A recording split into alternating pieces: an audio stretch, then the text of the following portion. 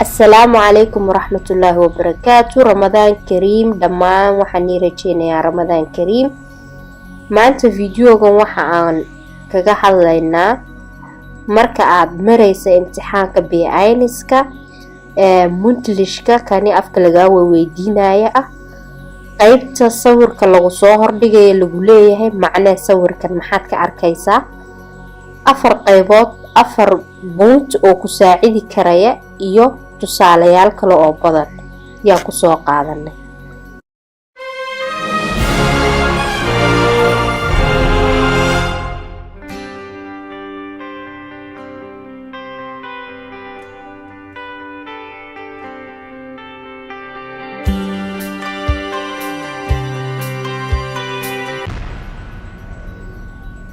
dariiqada ugu horeysa waxay tahay marka aad sawirka saa u aragtid ama footooga waraqada lagu hordhigo maxaad ka arkaysaa waa inaad su'aalahan isweydiisaa wer ayo was maxay wann goorma wo halkee wie sidee warum sabab woher halkee wie viel imisa wohin ilaa halkee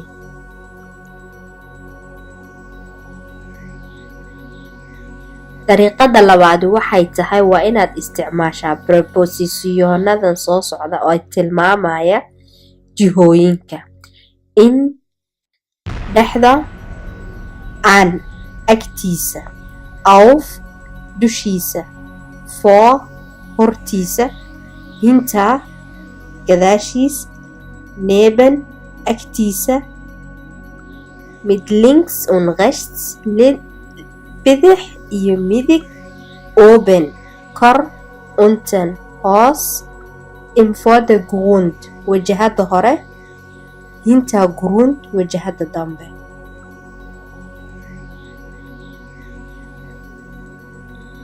associationen waxaa weeji marka sawirka saa lagu hordhigo waxa aad ka aragtid sawirka eed ka bixinaysid tusaale labada kelmadood iyaad isticmaali vielleicht malaha wahrscheinlich laga yaabaa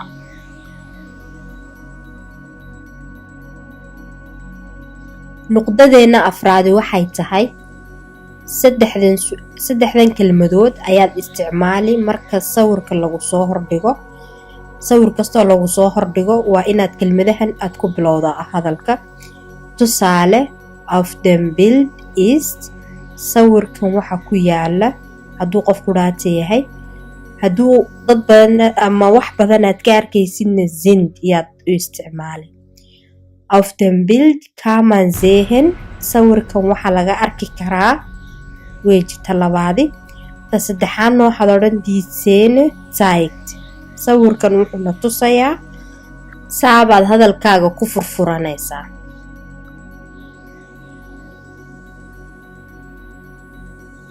sawirkan hor yaala hadda waxaan ku dabaqaynaa afartii nuqdadood ee soo dhaafnay waxaanad isweydiinaysaa su-aashii ahayd wer waxaad markaas ku soo qaadanaysaa hadaladii aan marka hore ku furfuranaynay ee ahayd auf dem Bild ist markaas waxaad odhani ayaad ka arkaysaa meesha wer ist auf dem Bild waxaanad ku jawaabi auf dem Bild ist ein Mann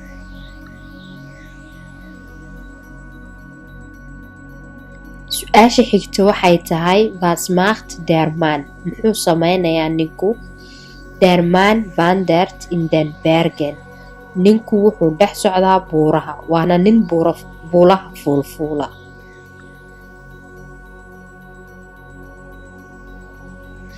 weli waxaan ku dhex jirnaa feefraagihii su-aasha xigta waxay tahay wann macht der Mann das goorma ayuu sameynayaa ninku es ist Sommer vielleicht ist es 11 Uhr Vormittag waa xagaa laga yaabaa in ay tahay 11 Uhr yani 11 duhurnimo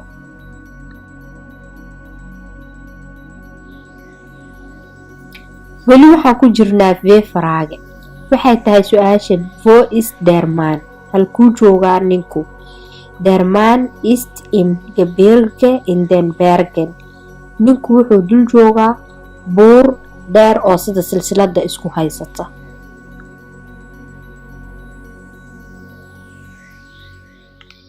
haddaan kusii soconno su-aasheena.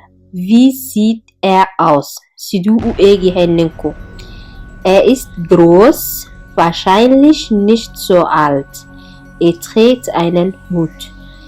waa nin dheer, ma weyna, wuxuuna sitaa koofiyad.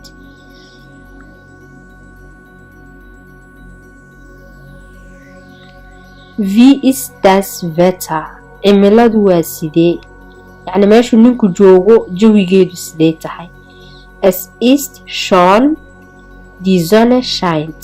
aad ba u fiican tahay, cadceeduna way soo jeedaa.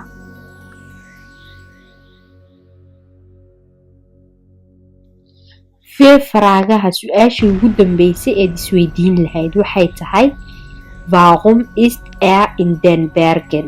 muxuu ninkani uu u tegay buuraha?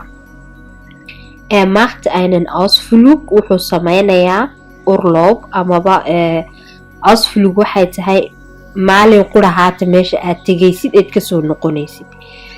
Möchte in den Natur sein, wuxuu rabaa in uu waxyaabaha dabiiciga ah uu soo arko.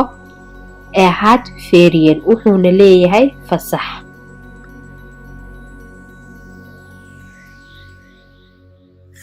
haddaan halkaa uga imanay faraagihii, hadda waxaan u imanaynaa nuqdadii labaad ee ahayd Präposition und Adverben. Auf dem Bild sehe ich einen Mann. sawirkan waxaan ka arkayaa nin. Überall sieht man Berge. jiha kastaba waxaa laga arkayaa buur. Im Hintergrund sieht man Wolken am Himmel. ninka dhabarkiisa waxaa laga arkaya ama gadaashiisa waxaa laga arkayaa cirkii iyo fad. Der Mann trägt einen Rucksack auf dem Rücken. ninku wuxuu dhabarka ku sitaa shandad. Der Mann steht im Vordergrund. ninku halka hore ayuu joogaa amaba sawirka isagaa ugu horeeya. waxaad kalood u fiirsataa prepositionadii aad u isticmaalaysay jumladda. hoosta ayaan ka wada calaamadeeyey.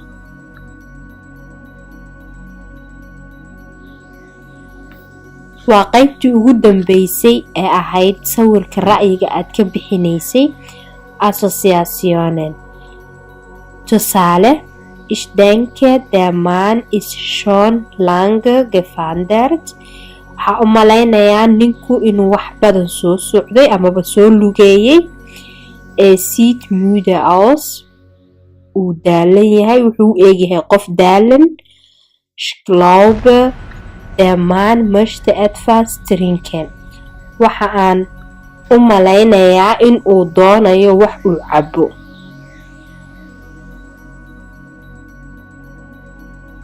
gabagabadii cashirkeena, sawirka marka saas laguu soo hordhigo waa inaad eegtaa waxa garab yaala qofka, dharka uu sito, wax aliyo wixii aad sheegi karaysid waa inaad saas u fiirisaa si fiican.